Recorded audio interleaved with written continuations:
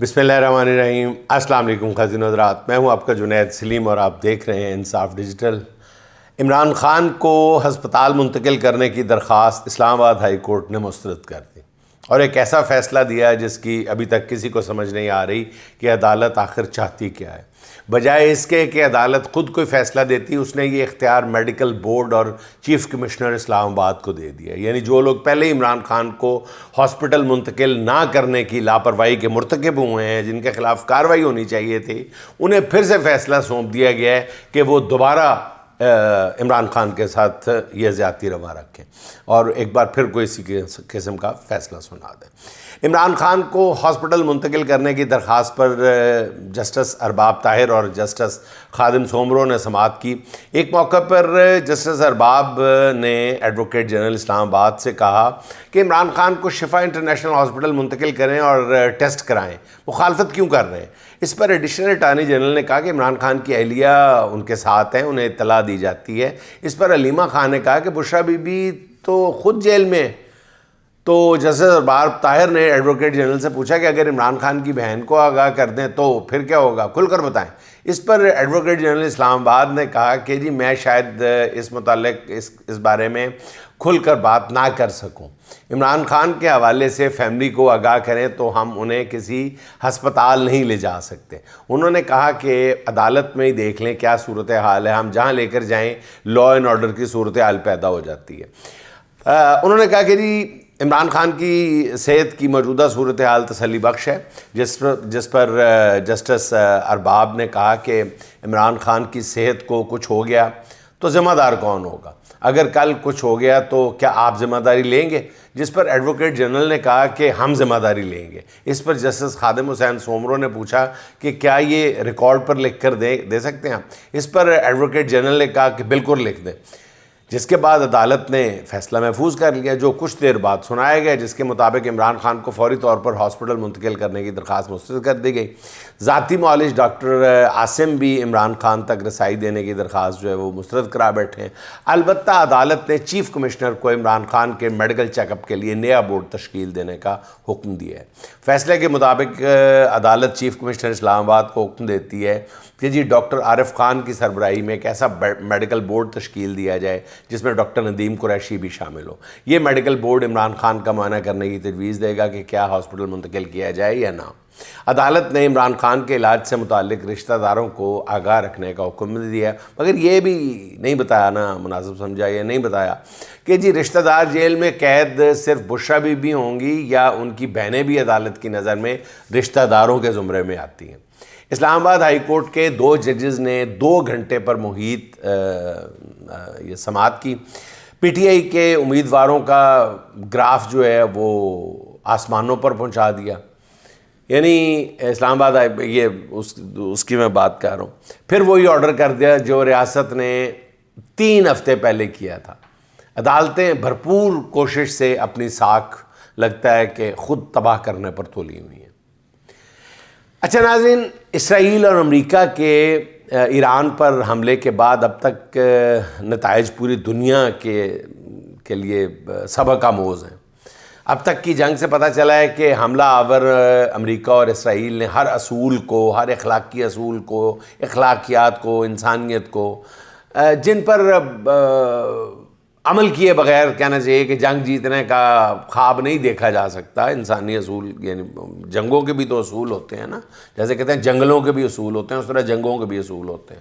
تو جنگ شروع کرنے اور اس سے نکلنے کے جن طریقوں پر ہزاروں سال سے عمل کیا جا رہا ہے، امریکہ نے طاقت کے روب میں ہر اس اصول کو روند کے رکھ دیا ہے۔ جنگ کا یہ ایک طے شدہ اصول ہے کہ جب تم حملہ کرنے کے قابل ہو تو اپنی کمزوری ظاہر کرو، ٹھیک ہے، تاکہ دشمن بے پرواہ ہو جائے۔ اگر دشمن غصے میں ہو تو اسے اور بھڑکاؤ تاکہ وہ غلطی کرے۔ اگر وہ آرام میں ہے تو اسے بے چین کرو۔ اگر وہ متحد ہے تو اس میں پھوٹ ڈالو۔ دشمن کو وہی دکھاؤ جو وہ دیکھنا چاہتا ہے، پھر اسے دھوکہ دے کر جنگ کرو۔ اگر تم پوری طرح تیار ہو تو اپنے آپ کو پریشان ظاہر کرو تاکہ مخالف غفلت میں مبتلا ہو جائے۔ اب آئیے موجودہ ایران جنگ کی طرف۔ کل کیا ہوتا ہے ابھی کچھ نہیں کہا جا سکتا، خیر، مگر آج تک کے حالات یہ ہیں کہ امریکہ اور اسرائیل کی شکست ان کے ماتھے پہ لکھی ہوئی نظر آتی ہے۔ اعلانات جو مرضی کیے جائیں، میڈیا جو مرضی بتاتا رہے، لیکن جو حقیقت ہے میں وہ آپ کی خدمت میں پیش کر رہا ہوں، کیونکہ امریکہ سمارٹ انداز میں جنگ نہیں لڑ رہا۔ امریکی 2-4 روز کا پلان بنا کر جنگ میں اترتے ہیں، آج 2 ہفتے ہو گئے، جنگ ابھی مزید طول پکڑتی جا رہی ہے، چند مہینے نہیں، اگر یہ جنگ مزید چند ہفتے جاری رہی تو 1-2 ممالک نہیں، یہ پوری دنیا کی معیشت کی چولیں ہلا دے گی۔ تیل اور گیس کا بحران جو پہلے ہی ساروں کے لیے پریشانی کا باعث بن چکا ہے، وہ اتنا سنگین ہو چکا ہے کہ ہر ملک کو یوں لگے گا کہ امریکہ اور اسرائیل نے صرف ایران نہیں، ان کے ملک پر بھی حملہ کیا ہوا۔ پوری دنیا کی صنعتیں رک رہی ہیں، صنعتیں بالکل بند پڑ رہی ہیں، سڑکیں سنسان ہو رہی ہیں، مہنگائی کا جن صرف تھرڈ ورلڈ نہیں، یورپ کے امیر ترین ملکوں کے لیے بھی کنٹرول کرنا مشکل ہو رہا ہے۔ صرف 2 ہفتے میں پورا عالمی نظام لرز اٹھا ہے۔ عالمی توانائی ایجنسی کو ہنگامی بنیادوں پر تیل کے اسٹریٹجک ذخیرے جو ہیں وہ مارکیٹ میں لانا پڑ رہے ہیں، اور اس کا سارا بوجھ نیتنیاہو اور ٹرمپ کے کندھوں پر آن پڑا۔ دوسری طرف ایران نے ماہر جنگ باز کی طرح بظاہر کمزوری ظاہر کی ہے، جسے امریکہ اور اسرائیل نے حقیقی سمجھا اور حملہ کر دیا، مگر جواب میں ایران نے بیلسٹک میزائلز اور خودکش ڈرونز کی ایسی بارش کی کہ دشمن کو اپنے اندازوں پر نظر ثانی کرنا پڑ گئی۔ ایران کی ایک اور شاندار منصوبہ بندی یہ ہے کہ وہ مسلسل امریکہ کو اشتعال دلا رہا ہے، غصہ دلا رہا ہے۔ جب مخالف غصے میں ہو تو وہ غلط فیصلے کرتا ہے۔ یہی وجہ ہے کہ ٹرمپ کے بیانات اور اقدامات پر امریکی میڈیا اور کانگریس خود تنقید کر رہے ہیں، اور کم و بیش یہ جو اشتعال دلا کر غلط فیصلے کرنے والی پالیسی ہے نا، یہ ایران کے ساتھ عمران کی بھی ہے۔ ایران عمران صرف ملا ہے، وہ بھی آپ کو بھی غور کیجیے گا، مشتعل کر کے اپنے مخالف کو مشتعل کر کے غلط فیصلے کرواتا ہے خان۔ اب ایرانی شہر جو ہے وہ آپ ساری ذرا صورتحال کو دوبارہ دیکھیں نا ناظرین، وجہ یہ ہے نا ٹرمپ کے بیانات اور اقدامات پر امریکی میڈیا اور کانگریس جو ہے وہ خود تنقید کر رہے ہیں۔ ایرانی جو شہر ہیں وہاں پہ بچیوں کے اسکولوں پر حملہ ٹرمپ کے گلے کی وہ کیا کہتے ہیں پھانس بن گیا، نہ اگلا جا رہا ہے نہ نگلا جا رہا ہے۔ کیا خبر کسی روز یہ گردن میں پھندے کا باعث ہی بن جائے۔ ٹرمپ نے کہا ہے کہ یہ حملہ ایران نے خود ٹوماہاک میزائلوں سے کیا ہے۔ عجیب بات ہے ویسے۔ پھر دنیا نے کہا کہ ٹوماہاک میزائل جو ہیں وہ تو امریکی میزائل ہے، جو ایران کے پاس ہے ہی نہیں ہے۔ اب پورا امریکی میڈیا چیخ کر بتا رہا ہے کہ ایرانی اسکول پر حملہ امریکہ نے کیا ہے۔ ایران کے لیے ایک اور غیبی مدد یہ ہوئی ہے کہ امریکی اتحاد کمزور پڑتا جا رہا ہے۔ ماضی کی جنگوں میں یورپ امریکہ کے ساتھ کھڑا ہوتا تھا، آپ دیکھتے رہے، مالی اور عسکری دونوں طرح کی قربانیاں دیتا تھا، مگر اس بار میدان میں صرف امریکہ اور اسرائیل دکھائی دے رہے ہیں۔ اسپین نے اسرائیل سے اپنا جو سفیر ہے وہ واپس بلا لیا۔ اٹلی کی وزیر اعظم نام لے کر امریکہ پر تنقید کر رہی ہیں۔ فرانس، برطانیہ، اسکینڈینیوین کنٹریز خود کو جنگ سے دور رکھ رہے ہیں، دانستہ طور پر، بلکہ اعلان بھی کر رہے ہیں۔ یہی نہیں بلکہ چین اور روس کھل کر ایران کو انٹیلیجنس سپورٹ دے رہے ہیں، پوری دنیا جانتی ہے۔ یہ بدلتی دنیا کی ناظرین نئی حقیقتیں ہیں۔ تاریخ گواہ ہے کہ جب طاقتور اپنی طاقت کے زوم میں حکمت اور تدبر کو نظر انداز کر دے تو اس کی طاقت بھی اسے نہیں بچا پاتی۔ امریکہ کے ساتھ ایگزیکٹلی یہی ہوا ہے۔ تاریخ بڑی بے رحم ہے۔ سوویت یونین کی سپر پاور کی حیثیت کمزور ہونے سے افغانستان نے جب ختم کی تھی، آپ کو یاد ہوگا، شاید کوئی سوچ بھی نہیں سکتا تھا، کوئی انسان تصور کر سکتا تھا کہ سوویت یونین جیسی جو سپر پاور ہے وہ افغانستان کی وہ جو طاقت ہے، جو چھوٹی موٹی بکھری ٹکڑیوں میں تقسیم طاقت ہے، اس کے ہاتھوں سرنگو ہو جائے گی۔ شاید امریکہ کی قسمت کا فیصلہ ایران کے ہاتھوں بالکل اسی طرح لکھا ہوا ہو۔ ایران صرف جنگ نہیں لڑ رہا، تاریخ رقم کر رہا ہے۔ کسی کو اندازہ نہیں ہے کہ ایران یوں پلٹ کر وار کرے گا، کسی کو اندازہ نہیں تھا۔ ایران صرف اسرائیل امریکہ نہیں، خطے کے 7-8 ملکوں میں امریکی اہداف کو کامیابی سے نشانہ بنا رہا ہے، مگر اس جنگ میں ایران نے جو کچھ اسرائیل کے ساتھ کر دیا ہے، امید ہے کہ آنے والے دنوں میں اسرائیلی مائیں اپنے بچوں کو ایران کے نام سے ضرور ڈرایا کریں گی۔ ایرانی حملوں نے بعض اسرائیلی شہروں کو کھنڈر بنا کے رکھ دیا ہے۔ فضا سے دیکھیں تو تل ابیب کے بعض اس سے بالکل غزہ جیسے مناظر پیش کر رہے ہیں۔ ایران نے تل ابیب پر اتنے کلسٹر بم برسائے ہیں کہ آج کی تاریخ میں پورا اسرائیل خوف سے تھر تھر کانپ رہا ہے۔ ایک اسرائیلی وزیر نے غصے سے چور لہجے میں کہا کہ ایران انسانی آبادیوں پر کلسٹر بم استعمال کر رہا ہے جو انسانی حقوق کی خلاف ورزی ہے۔ اس پر ناظرین وہی پنجابی کہاوت یاد آتی ہے کہ واہ واہ تھانے دارا انہوں ماں تے یاد کرا دیتی ہوں نا۔ اسرائیل کو بھی انسانی حقوق بالآخر یاد آ گئے۔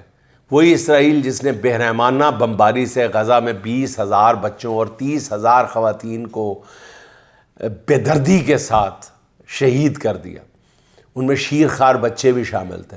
وہ اسرائیل جس نے غزہ میں ہسپتالوں کو میزائل مار مار کے اڑا دیا تھا، اسے ایرانی حملوں کے بعد اب انسانی حقوق یاد آ گئے۔ اسے پتہ چل گیا ہے کہ کلسٹر بم آبادیوں کو کس طرح نشانہ بناتے ہیں، مگر اسرائیل کا ایسا کہنا کم از کم زیب نہیں دیتا۔ اسرائیل کی ان باتوں کو کسی کا جذبہ انسانیت نہیں جاگنے والا۔ اسرائیل کی ان لغویات اور بیہودیات کے بعد کسی کا جذبہ انسانیت نہیں، کوئی اسرائیل کی بات سننے کے لیے تیار ہے، کوئی اس کے منہ سے یہ الفاظ سننے کے لیے انسانی حقوق اور یہ اس کے منہ سے اچھے ہی نہیں لگتے۔ جن اسرائیلی وزیروں کو انسانی حقوق کا کیڑا تنگ کر رہا ہے وہ غزہ کے مناظر دیکھ لیں اور دل کو سمجھا لیں۔ اچھا ناظرین، امریکہ اور اسرائیل نے جنگ کے دوران ایک اور حماقت کر دی ہے۔ ایران کے بینک پر میزائل حملہ کیا، جس کے بعد ایران نے اعلان کیا ہے کہ وہ خلیجی ممالک میں امریکی بینکوں کو نشانہ بنائے گا۔ اعتراض اس لیے ان عرب ممالک کے لوگ امریکی بینکوں سے دور رہیں۔ یہ بہت عجیب و غریب ہی وار گیم ہے ایرانینز کی، بڑا عجیب و غریب وار ہے۔ روائٹرز کے مطابق ایرانی حملے کے خطرے کے باعث دبئی میں بڑے عالمی بینکوں سٹی گروپ اور اسٹینڈرڈ چارٹرڈ وغیرہ نے اپنے دفاتر خالی کر دیے، عملے کو گھروں سے بیٹھ کے ورک فرام ہوم کی ہدایت کر دی ہے۔ SHBC نے قطر میں برانچیں بند کر دی ہیں۔ ایران نے ایک اور بڑا سرپرائز اس وقت دیا جب اس نے آبنۂ ہرمز کے قریب ایک تیل بردار بھارتی جہاز کا نشانہ بنایا۔ تھائی لینڈ کا یہ جہاز بھارتی شہر گجرات کے لیے تیل لے کے جا رہا تھا۔ خبر رساں ایجنسی کے مطابق حملے کے بعد جہاز میں آگ لگ گئی اور انجن روم کو شدید نقصان پہنچا۔ اس طرح ایران نے پہلی بار بھارت کو اپنے دشمن ممالک کی صف میں شامل کر لیا۔ ایک خبر یہ بھی ہے کہ جنگ کے معاملے پر اسرائیل اور امریکہ میں بھی شدید پھوٹ پڑ چکی ہے، جس کی وجہ سے صدر ٹرمپ کے داماد اور مشرق وسطیٰ کے لیے ان کے خصوصی نمائندے نے اپنا دورہ اسرائیل منسوخ کر دیا۔ اب ذرائع کا یہ کہنا ہے کہ ٹرمپ اس بات پر سخت غصے میں ہے کہ نیتنیاہو نے انہیں ایران سے متعلق بالکل غلط معلومات دی ہے۔